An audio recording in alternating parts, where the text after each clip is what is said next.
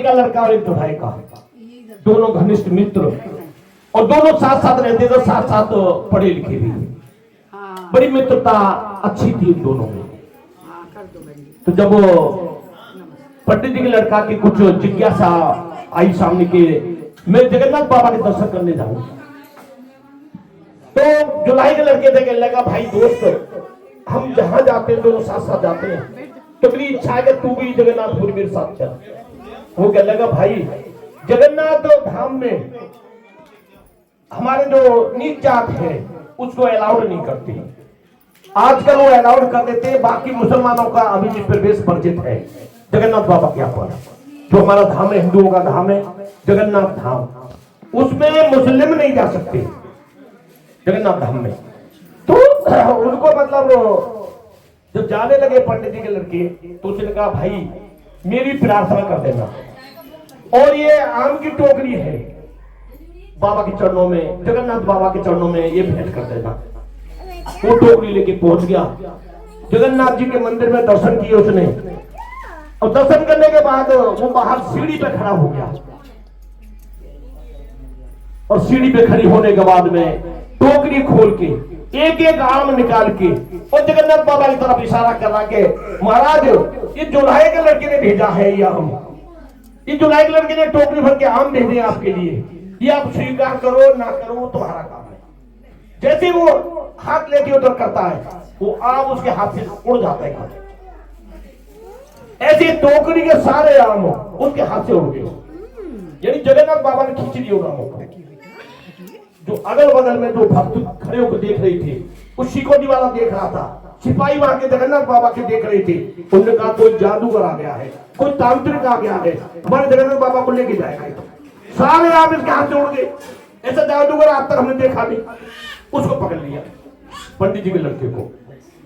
पकड़ने के बाद में जब शोर मच गया, भाई क्यों पकड़ा इसको, उन्होंने कहा जी टोकरी भर के आम हमारे सामने थे, और जगन्नाथ बाबा को कहता है ये किसी ने भेजे हैं और तू स्वीकार करे ना करे तेरा काम, और तो इसके हाथ से आम उड़ जाए। ये तो महाराज बहुत बड़ा जादूगर है और ये हमारे जगन्नाथ बाबा को लेके जाएगा। ये बात पहुंच गई राजा साहब के पास। राजा साहब ने उसको बुला लिया लड़के को, उसने कहा भाई तू जादूगर है, तांत्रिक है, क्या है ये बता। उन्होंने कहा महाराज न मैं कोई जादूगर हूं न कोई तांत्रिक हूं, जगन्नाथ बाबा के चरणों में मेरी बहुत प्रीति है, बहुत प्यार है, बहुत भाव है मेरा, मैं फलाने फलाने गांव से आया हूं, परंतु एक मेरा दोस्त है चौथाई जाति से है, उसने ये टोकरी भर के आम भेजे थे, और ये बिल्कुल सही बोल रहा है सिकोटी वाला।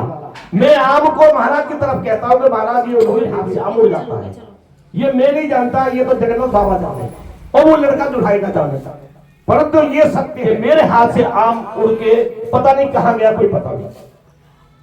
अब राजा साहब ने सारी बात सुनने के बाद में उसने कहा भाई पुजारी साहब ये बताओ मंदिर कितने बजे खुलेगा। उनका महाराज भी 1 घंटा है मंदिर खुलने में। उसने कहा आज पहले खोल दो, जब तक तुम पहुंचोगे जगन्नाथ बाबा के मंदिर में तो आध घंटा तुम्हें लग ही जाएगा, आध घंटे पहले मेरी आज्ञा है अब मंदिर को खोलो, सत्यता का तभी पता लगेगा। और आध घंटे में पुजारी जी पहुंचे, वहां जाके जैसे मंदिर के कपाट खोले, जैसे दरवाजा खोला, वो चमत्कार एकदम हमारे कन्हैया जी के, हमारे जगन्नाथ बाबा के सबके मुंह में आम के जो रस था, आम का गूदा था, वो सारे मुंह में उनके सड़े हुए, और सारी गुठलियां और सारे छिलके वही पड़े हैं।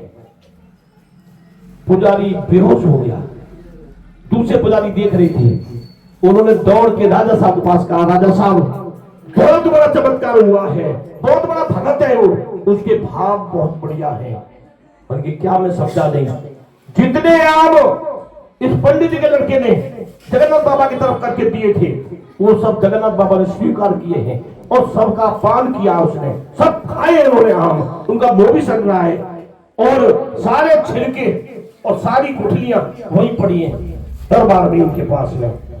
राजा ने तुरंत अपने सिंहासन से उतर करके वो पंडित जी के पहले पैर छुए, उसके बाद में कहा भाई अपने दोस्त को वहां से बुलवाओ और मैं उसको आदर के साथ जगन्नाथ बाबा के दर्शन करवाऊंगा। और देखिए भक्तों उस जुलाई के लड़के को खबर भेजी और जुलाई का लड़का पहुंचा वहां, उसको जगन्नाथ बाबा ने बहुत बढ़िया दर्शन दिए। क्योंकि भक्तों ना कोई नीच दांत देखता है, ना कोई अमीर देखता है, ना कोई उच्च दांत देखता है, केवल भाव देखता है। भगवान भाव के भूखे हैं, ना आपके 56 भोग के भूखे। जब तो उन्होंने साग जाके विदुर के घर खाया था, 56 भोग दुर्योधन के मेवा तक की त्याग दी थी कृष्ण कन्हैया ने। कहां गए? विदुर के घर साग से रोटी खाई थी। सबरी से राम मिलने गए थे, उन्होंने झूठे बेर खाए भक्ति भाव में विभोर होते। जबकि संतों की कितने कितने जगत गुरु रामानंदाचार्य दुनिया भर की कोटि को अपनी झोपड़ी थी, उनकी आश्रम थे, उन सबको छोड़ दिया। वो बूढ़ी माँ सबरी के पास पहुंचे और जाके झूठे बेर खाए। मीरा का जीता जागता तो है चमत्कार। जहर के प्याले को मीरा पी गई। किसके भाव में? कान्हा जी के भाव में। कान्हा जी को प्यार करती थी, प्रेम करती थी। शेर भी छोड़ा, उसे भी बच गई। पहाड़ से गिरा, उसे भी कुछ नहीं हुआ। बहुत चमत्कार है, पर भाव अपने अंदर होने चाहिए। बोल श्री गुरु महाराज की जय हो, गुरु महाराज की जय हो, आज के आनंद की जय हो।